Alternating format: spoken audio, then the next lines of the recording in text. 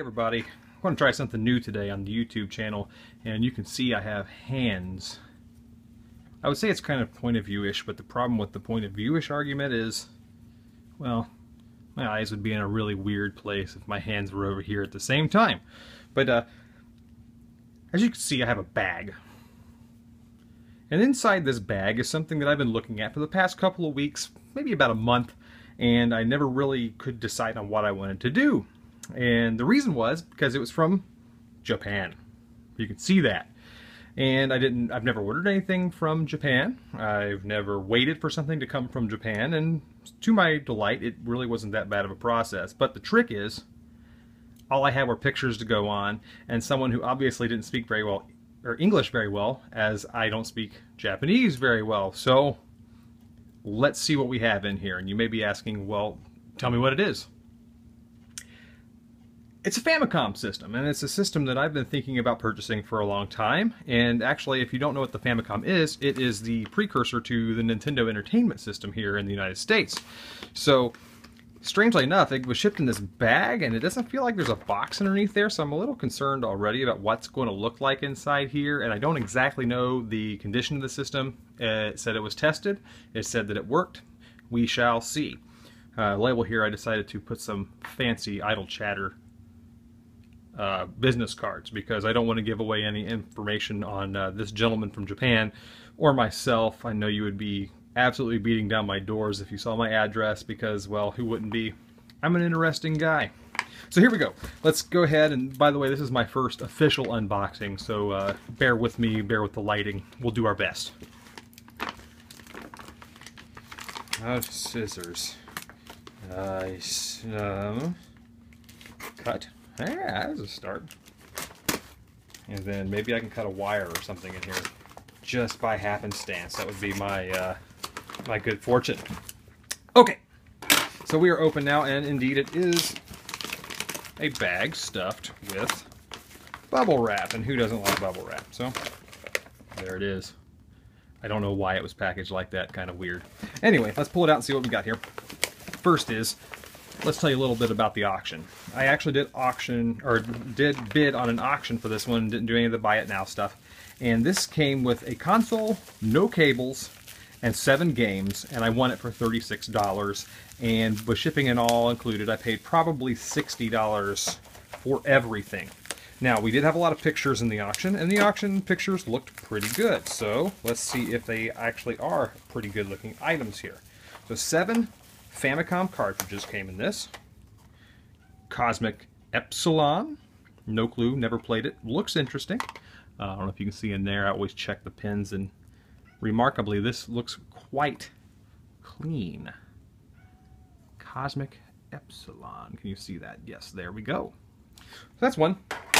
And Artelius. Again, never played this one. Pardon me for not showing it on the camera there initially. Looks very interesting.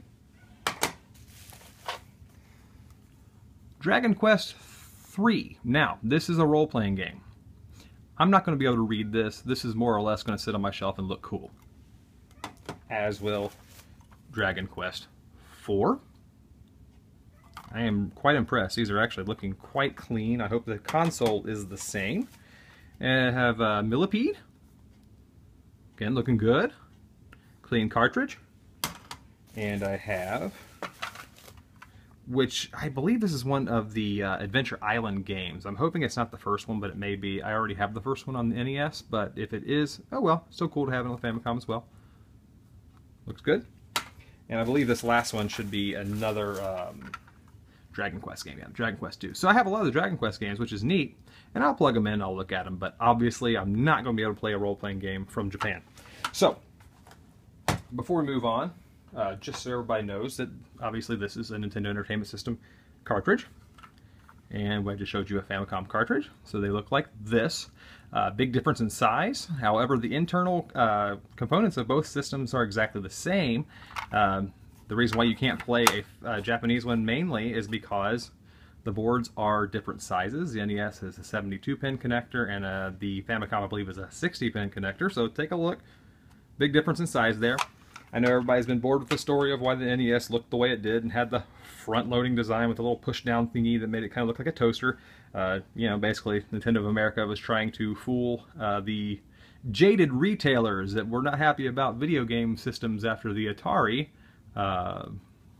whole debacle with kind of burning out the crowd when it comes to video games. So they wanted to make it an entertainment system and make it look more like a VCR type of deal. So they made this front-loading design with these larger cartridges to try to make people think, I guess, that it was something really high-tech and technical, which for the time I'm sure it was, but really they weren't fooling anybody, and it did the same thing. So, not to mention that little push-down design in the NES is the reason why half of them don't work anymore unless you replace that 72-pin connector. Let's take a look at what we're here for, though. Here we have it. Bubble wrap.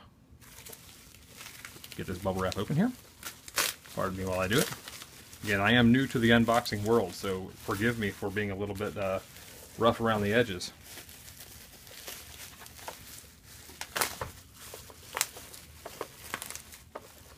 Got manuals that I'll never be able to read, but still kind of cool. Looks like they're in the opposite direction of an English manual there, but not here. Lots of fun little diagrams and things. I'll show you all this good stuff here in just a minute on the actual system, but it's pretty cool to have. So I have the manuals for my NES, and now I have manuals for a Famicom, so that was worth $60 all by itself. Am I right? No? Didn't think so. And here we have the Famicom console. Now, my first reaction, this is the first time I've ever seen one in person, and this is the first time I've ever held one in my hands. So this is a monumental occasion that I am sharing with you currently. First off, this thing is tiny. It is very, very small. It is semi-lightweight. It is in pretty decent condition. I have really no complaints about the condition that it's in. Obviously a little bit of yellowing, but that's to be expected with a system that is as old as I am. This was made and released in 1983, so it is 30. It's pretty remarkable. It is one of the earlier ones because it does not have the Famicom logo on this corner right here. It just says Famicom, or Family Computer, sorry, and Nintendo. Some attributes of this system, obviously we have our power on, power off, no light to let you know, it's just a little sticker basically that is orange to show you that the system is powered on, and then reset button, and an ejector which slides pretty well, so that works great. For all of your light gun games, we have a little port right here. I don't know if I'll be able to get this to come out. Yeah, there we go. Right there. So if you're playing Duck Hunt or Wild Gunman, that's where your light gun would go. Also, there's other peripherals, I'm sure, that were released with it, and remarkably, this little cap is intact and on this machine, so that is pretty cool. The other feature here is that this is a flip open flap design, and that little 60-pin connector inside there looks remarkably clean. I'm trying to keep it in the light so you can see it. I'm impressed. I have not plugged it in and played it yet, so we'll see about that. But so far, impressed. Now, let's get on to what I consider to be the more peculiar attribute of the Famicom, and that is the fact that its controllers are, in fact, wired to the back of the console, which is kind of cool, but kind of a strange thing all at the same time. So here I have the Player 1 controller here, and the buttons feel good. Everything's nice and tight. And so is the start and select button here. It's a nice controller. It's not all that different from the United States counterpart, with the exception of what may be actually an improvement in that I love the NES controller, but it does have sharp edges, and sometimes that can get a little bit tiresome in your hands if you play for a long period of time. This has rounded edges. So that's kind of cool, kind of neat. Obviously, other than that, though, you can see there is not really that much difference other than just the aesthetic of it. So that's pretty cool. Now, the one thing I will say, though, is that you have an early Famicom, which they tend to go for a lot of money from what I hear, if the A and B buttons on the Famicom controller are square.